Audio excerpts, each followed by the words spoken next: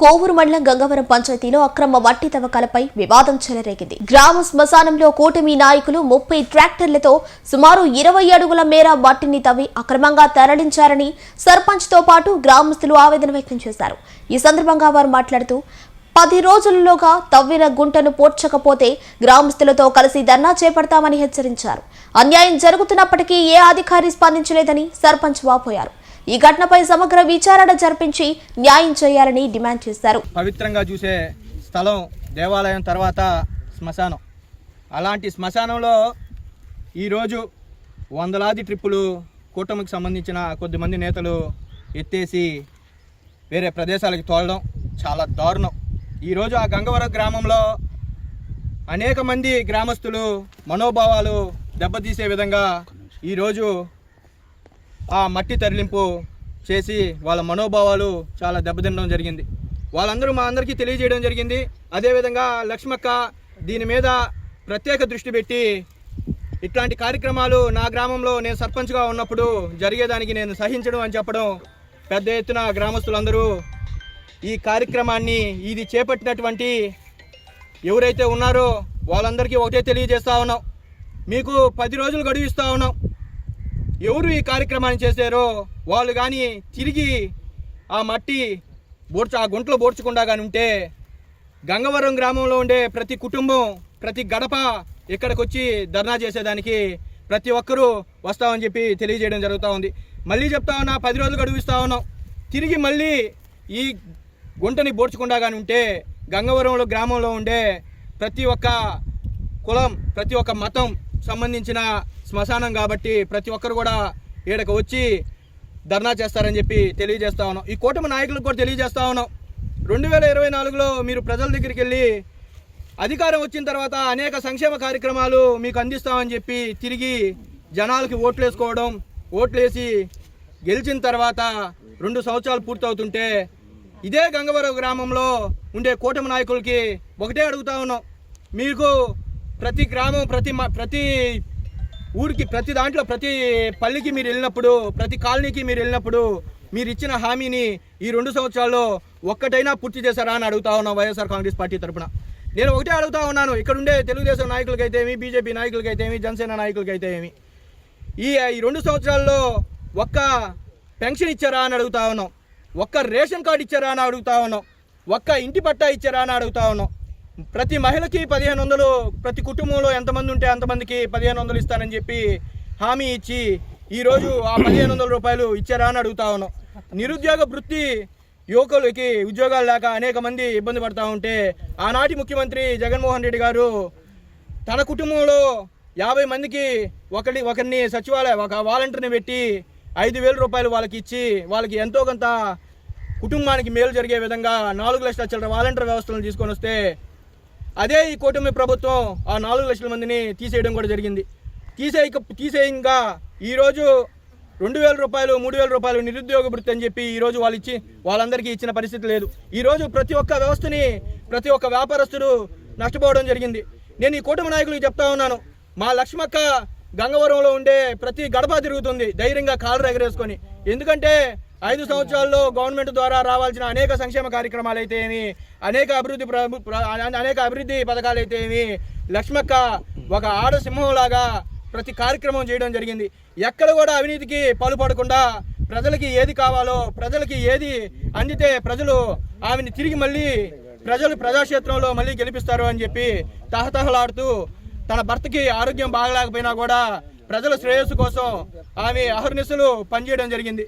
2020-21లో corona వచ్చినప్పుడు అందరూ భయపడి ఇళ్లలో ఉంటే తనకంటూ ఒక సైన్యాన్ని ఏర్పరచుకొని మన జ్యోతక్క, చిన్నక్క, పెద్దక్క ఇట్లా చెప్పుకుంటూ పోతే తనందరికీ ఇలా చెప్పుకుంటూ పోతే అందరినీ ఒక సైన్యంలాగా తయారు చేసుకొని ప్రతి ఒక్క గ్రామంలో ఉండే ప్రతి ఒక్కరిని కాపాడుకుంటూ రావడం జరిగింది. వరదలు వచ్చినప్పుడు కూడా లక్ష్మక్క తన సొంత డబ్బులతో కూడా అనేక మందికి మధ్యాహ్నం అయితే ఏమి, రాత్రి అయితే ఏమి, ఉదయం అయితే ఏమి సొంత నిధులతో భోజనాలు ఏర్పాటు చేసి వాళ్ళందరూ సురక్షంగా ఉండడం జరిగింది. నేను ఈ కూటమిలో ఉండే నాయకులకి తెలియజేస్తా ఉన్నాను, మీకు 2 సంవత్సరాలు పూర్తవుతా ఉంది. 2 సంవత్సరాలు పూర్తయితే జనాల్లోకి వెళ్దాం. లక్ష్మక్క ప్రతి గడప తిరుగుతుంది, మీరు వచ్చి గడప తిరగండి. లక్ష్మక్క కాళ్ళు ఎగరేసుకొనైనా నేను మీ ఇంటికి ఈ సంక్షేమ పథకం తెచ్చాను, ఇదిగో ఈ అభివృద్ధి పని చేశాను అని చెప్పి గర్వంగా చెప్పుకోగలుగుతుంది.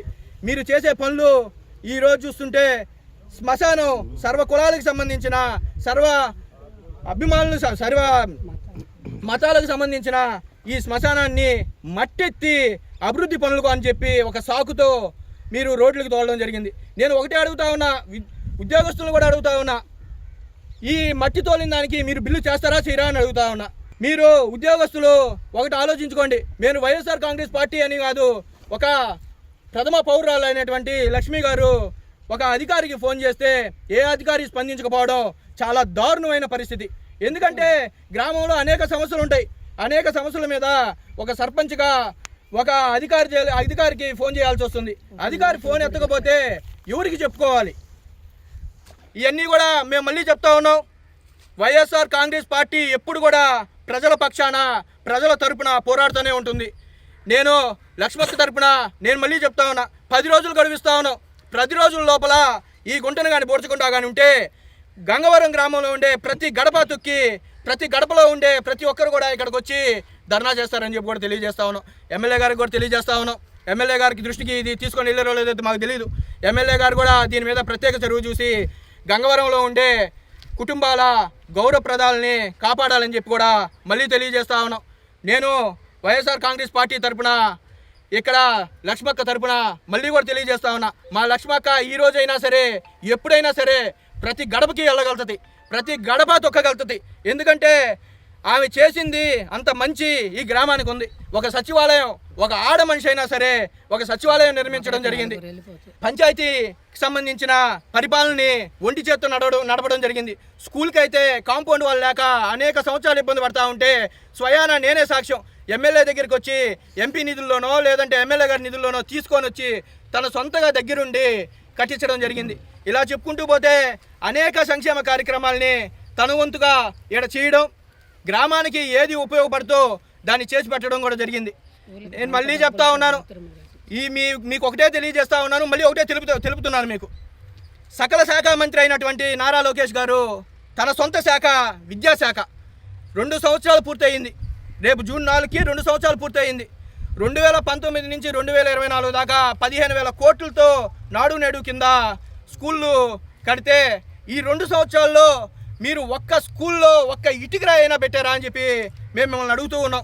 అదేవిధంగా అడుగుతూ ఉన్నాం మిమ్మల్ని, ఈరోజు మధ్యాహ్నం భోజనం కింద పిల్లకాయలకి పెట్టే మిడ్ డే మీల్స్లో ఆ స్కూల్లో ఆ మిడ్ డే మీల్స్ పరిస్థితి ఒకసారి మీరు పర్యవేక్షించండి.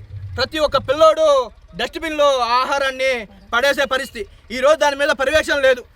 మీరు మొన్నగాక నిన్న మన ఎమ్మెల్యే గారు గోల్సే స్కూల్కి వచ్చి, పచ్చిపాల రామనాథమ్మ ట్రస్ట్కి వచ్చి స్కూల్కి వచ్చి పరిశీలన చేయడం జరిగింది. పరిశీలన చేసేటప్పుడు ఎవరైనా ఆలోచించండి, పరిశీలన అంటే అప్పటికప్పుడు ఆకస్మికంగా వస్తే తెలియదు. ఆమె వస్తుందని చెప్పి తెలిసి అక్కడ ఉండే వాళ్ళని అప్రమత్తం చేసి వాళ్ళకి తలకాయలకి ఆ క్యాప్స్ అన్నీ అప్పటికప్పుడు అరేంజ్ చేసి క్వాలిటీ ఫుడ్ ఆ ఒక్కరోజు ఇవ్వడం జరిగింది. ఒక్కసారి ఎప్పుడైనా తెలియకుండా ఒకసారి పోండి. ఈరోజు ఏ స్కూల్లో అయినా మిడ్ డే మీల్స్ ఎంత దారుణంగా ఉందో.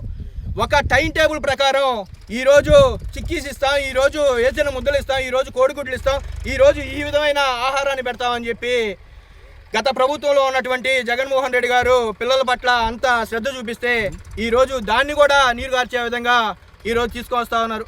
అదేవిధంగా ఇంకా గంగవరం గ్రామానికి వస్తే మళ్ళీ తెలియజేస్తా ఉన్నాం, 10 రోజులు గడువు ఇస్తా ఉన్నాం. దాన్ని ఎటువంటి పరిస్థితుల్లో పూడ్చి తీరాలని చెప్పి కూడా డిమాండ్ చేస్తూ ఈ గంగవరంలో ఒక దారుణమైన సంఘటన జరిగింది. ఇది అసలు ఎవరైనా విన్నా కూడా విచిత్రంగా ఉంటుంది. శ్మశానం అనేది ఒక శ్మశానం అభివృద్ధి పథంలో నడపాలని చెప్పి ఎక్కడో దగ్గర నుంచి బాగా నీట్గా ఏదో ఒకటి నిధులు తెచ్చి చేసి పంచాయతీల్లోంచి ఎక్కడి నుంచో బయట నుంచి అయినా తెచ్చి అభివృద్ధి చేయాలనుకుంటాం. కానీ మా ఊర్లో గతి ఏంటంటే నిన్న ఇంచుమించు 150-200 ట్రిప్పులు ఉగాది రోజు తోలేరంట. నాకైతే తెలియదు, నేను కూడా లేను. నిన్న మధ్యాహ్నం నాకు తెలిసింది. ఎంత దారుణం అంటే వచ్చి చూస్తే ఇంచుమించు 20 అడుగుల లోతులోంచి తీసేస్తున్నారు. తీసేసి దామరమడుగు ఇక్కడ శ్మశానం కానీ దామరమడుగు రోడ్డుకి మొత్తం దోలేస్తున్నారు. మా ఊర్లో మొన్న రోడ్డు ఓపెనింగ్ చేశారు. ఆ రోడ్డు ఓపెనింగ్కి సపోర్ట్కి గ్రావెల్ దోలాల్సింటే మా మెత్తటి మట్టి తోలి శ్మశానం మట్టి ఎత్తుకోపోయి ఇళ్ల సందున బిడ్డలు తిరిగే చోట అది ఎట్లా పోస్తారు గ్రావెల్ పోయకుండా? సరే, ఈ విషయాన్ని నిన్న నాకు తెలిసిన తర్వాత ఎండిఓ గారికి చేశాను, ఎంఆర్ఓ గారికి చేశాను, టీడీపీ నాయకులకు కూడా చేశాను. ఎవరు నా ఫోన్ లిఫ్ట్ చేయలేదు. ఇంకా దీనికి నాకు సమాధానం ఎక్కడి నుంచి దొరకాలి? మేడం, ప్రశాంతి మేడం గారు, ఎమ్మెల్యే గారు, మీరు ఒకరు దృష్టి పెట్టి మా ఊరి మీద అసలు ఎన్నో అవినీతులు జరుగుతున్నాయి, కానీ నేను ఇప్పటిదాకా మీ దగ్గరికి ఏమి తీసుకురాలేదు. ఈ రోజు కూడా అధికారులు ఫోన్ ఎత్తుకొని నాకు ఎవరు ఈ పర్మిషన్ ఇచ్చారు ఇక్కడ తీసేదానికి అని తెలుసుంటే నేను అసలు ఇప్పుడు కూడా ప్రెస్ మీట్ పెట్టేదాన్ని కాదు. ఇది నాకు తెలియక ప్రెస్ ద్వారా మీకు తెలియజేస్తున్నాను. అసలు దీనికి ఎవరు పర్మిషన్ ఇచ్చారు? ఈ మట్టి శ్మశానం మట్టి ఒక చెంచా దోలేదానికి కూడా నాకు ఒక సర్పంచ్గా లేదు, ఎవరికి అధికారం లేదు. అట్లాంటిది ఎవరు పర్మిషన్ ఇచ్చారు? ఒకరు దయచేసి నాకు ఆ వివరం కావాలి. ఎవరు పర్మిషన్ ఇచ్చారు? అసలు ఈ శ్మశానం మట్టిని తాకే హక్కు ఎవరికి ఉంది? కనీసం మాకు కూడా ఎవరికి చెప్పలేదు, తెలియదు. గ్రామస్తులు అడిగితే గ్రామస్తులు కూడా వాళ్ళు కూడా పక్కన గోకటం ఇవన్నీ వాళ్ళ రోడ్లలో వాళ్ళకి కూడా తీస్తే వాళ్ళు కూడా వచ్చి అరిస్తే వాళ్ళకి మళ్ళీ మట్టి తోలేరంట. తోలింది కూడా లక్ష్మీనరసారెడ్డి గారు ఒక 3-4 ట్రాక్టర్లు పెట్టి 200 ట్రిప్పులు దాకా తోలేరని చెప్పి నాకు గ్రామ ప్రజలు చెప్పారు. గ్రామ ప్రజల్లో ఒకరు ఎవరో పోలీసులు కూడా ఫోన్ చేసి ఇన్ఫర్మేషన్ ఇచ్చారంట. పోలీసులు కూడా వచ్చారంట. వచ్చి అంటే నేను నిన్న మధ్యాహ్నం దాకా నాకైతే వాస్తవంగా మా పక్కేళ్ళమ్మ సాక్షిగా నాకు తెలియదు. తెలుసుంటే నేను ప్రశాంతమ్మ దగ్గర మొన్న అడిగి ఉండేదాన్ని. ఈ విషయం నాకు మాత్రం ఖచ్చితంగా నాకు తెలియాలి. ఈ శ్మశానాన్ని అభివృద్ధి పథంలో ఎవరైనా ఒక ఎమ్మెల్యే గారు కానీ ఎంపీ గారు కానీ ఎవరైనా ఒక అభివృద్ధి పథంలో నడపాలని ఎవరైనా కోరుకుంటాం, కానీ ఈ విధంగా గుంటలు పెట్టేసి అసలు కోవూరు అవినీతి రహిత పాలన అని మేడం ప్రతి మీటింగ్లో నేను చూస్తుంటాను మీ వీడియోలు. ప్రతి మీటింగ్లో అవినీతి రహిత పాలన నియోజకవర్గం అని మీరు చెప్తానే ఉన్నారు. ఎక్కడ చూసినా అవినీతే, ఎక్కడ చూసినా అవినీతే. చిన్న గంగవరం ఒక పల్లెటూరు, ఇది చిన్న గంగవరం. దీంట్లో ఎన్ని అవినీతులు ఉన్నాయో పర్సనల్గా కలిసి చెప్తాను మేడం. మేము చిన్నగా అవినీతి కాదు ఇది, మరి అసలు అరాచక పాలన అయిపోయింది. ఈ అరాచక పాలన మీరు అరికట్టాలి. దయచేసి మీరు ఇన్వాల్వ్ కావాలి దీంట్లో. వచ్చి మీరే, పెద్ద దూరం లేదు మా ఊరు ఓరమంటే మీకు ఒక 17 కిలోమీటర్లు కూడా ఉండదు. వచ్చి మీ స్వయంగా మీ కళతో మీరు చూడండి. ఇటు చూస్తే గిరిజన కాలనీ, ఇటు చూస్తే రోజు రైతులు ఇక్కడ తిరుగుతారు. ఒక బర్రెలు కానీ చిన్న పిల్లలు కానీ ఆ గుంటలో పడిపోతే పిలిస్తే అరిస్తే కూడా వినపడదు. దానికి గ్యారెంటీ ఎవరు? వాళ్ళకి ఏమన్నా అయితే దానికి గ్యారెంటీ ఎవరు? ఒక సర్పంచ్గా నాకు బాధ్యత లేదా? ఒక సర్పంచ్గా నేను మిమ్మల్ని అడుగుతున్నాను, నాకు దీనికి పర్మిషన్ ఎవరు ఇచ్చారు మేడం? నాకు దయచేసి దీనికి సమాధానం చెప్పండి. అమ్మా, మట్టి అభివృద్ధికి తోలేరా? ఎవరు తోలేరు? అభివృద్ధి పథకంకి అభివృద్ధి కాదు. రోడ్డు ఏదో శాంక్షన్ అయిందంట, రోడ్డుకి తోలేరు.